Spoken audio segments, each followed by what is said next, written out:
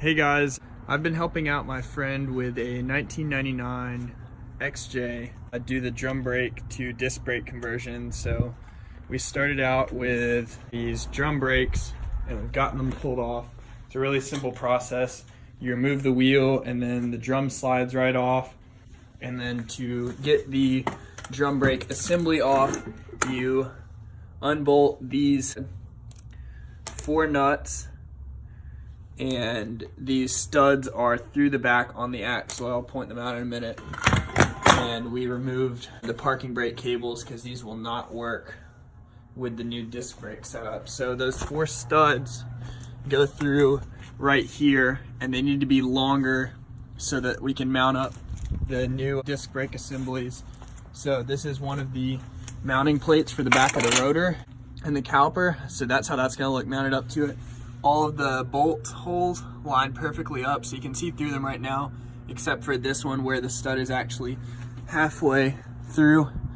We haven't finished putting it in, just got back from getting more parts. So the big holdup on this was, how are we gonna make brake lines for these calipers work? So these disc brakes, the rear plate assemblies came off of a 2005 KJ, both of these, along with the calipers, but the end of the brake lines look like what bolts onto the caliper looks like this, right, from the KJ. So to get this to go up to how our XJ brake lines end, they used to go into the back of it with this style of fitting. So this will not directly mount up to the disc brakes. So you go to a 1995 ZJ or Grand Cherokee or 96 and up that has the ABS in it, and this one did have disc brakes in the rear. So we took this from a ZJ, and if you look at this, I don't know if I can hold the camera and tighten this in at the same time, but just hand tightening it into it. So now we got to figure out where to mount this right here. But now we've got the brake line set up.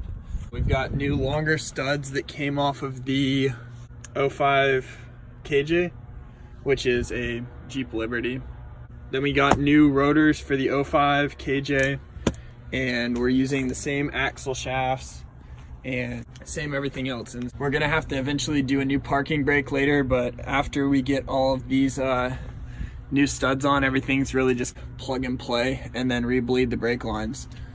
So this is the one for this side. These cost us $6 at the junkyard, and plates for the rotors and calipers were, along with both calipers and the brake pads for both of them, was about 60 bucks, along with new rotors, which are about 40 piece.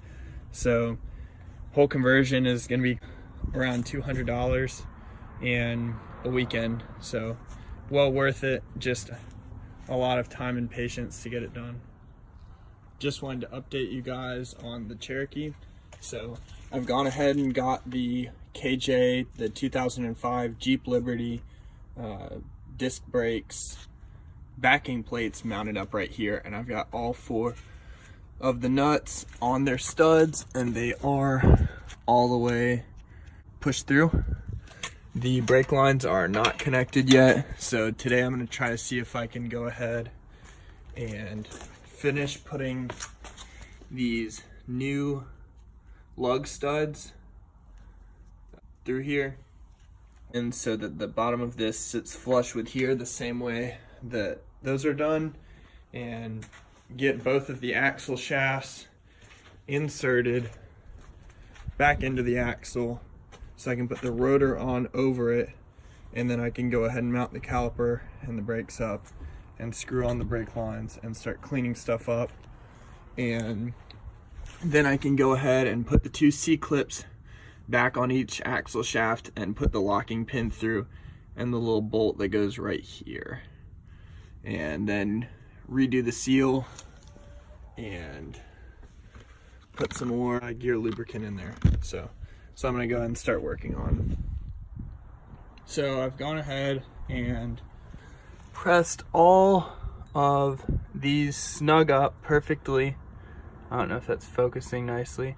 Snug them up real nice, and I've inserted both axle shafts back into the axle, and if you come under here, I have reinserted the 2 C-clips, which you can barely see in there, right there and right there, and I have slid the locking pin through the center of it right here, and I have tightened down the 8mm right there.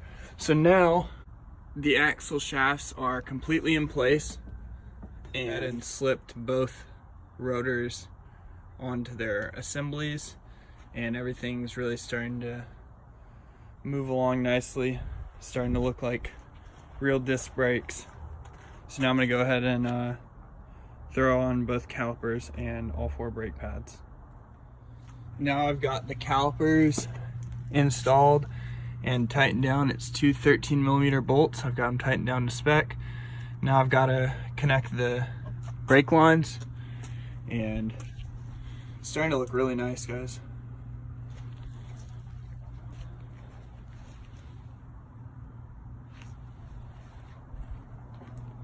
And this is the other side. Tighten down just the same. Now I gotta connect brake lines. So now I've gone ahead and got the brake lines hooked up. I like the way this looks, honestly. It looks a little bit funny on camera, but it really does work, and it looks really good. So now all that's left to do is go ahead and brake clean all of these bolts for the diff, that's the diff cover, and put all those bolts back in and refill it with gear lubricant, clean everything up, and mount the wheels back on, and then bleed the brakes.